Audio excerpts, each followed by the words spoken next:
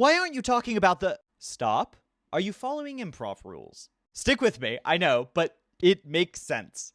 Because in activist circles, especially where we're trying to understand a very large, complex system, we should be yes-anding and not no-budding. For example, Israel is evil and genociding the Palestinians and using American weapons. And the UAE has a close tie to Israel and America and is committing genocide in Sudan. And are using that as a stronghold to commit genocide in Congo. And are using Rwanda as a center. There is a way to talk about issues in a way that doesn't make them compete against each other, but focuses our energy on how to undermine them as a whole system. And this becomes clear when you talk about people that don't want to undermine that system. The way Zionists use Congo and Sudan and all the other atrocities like in Myanmar and in Bangladesh are by pitting them against each other and attempting to make us dislike each other for not covering every single thing. And I want this disclaimer to be in the center.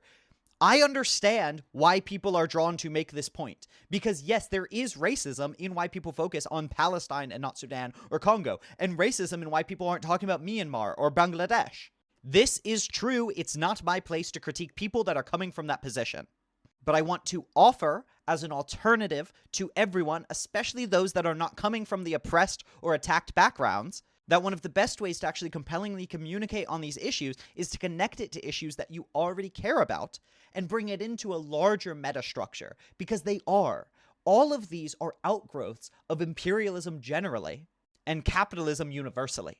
And if we can highlight their commonalities, as well as the interesting ways that they are different, that will be much more effective and actually honest and capable of mobilizing more people on a wider coalition, which is ultimately what we want. We don't want just a movement for Sudan or Congo or Palestine, even though it is great to have those things. We want a movement to effectively undermine the imperial arms and systems that are arming those conflicts. Because if we don't have a fluid, effective coalition, the imperialists will just move to another place.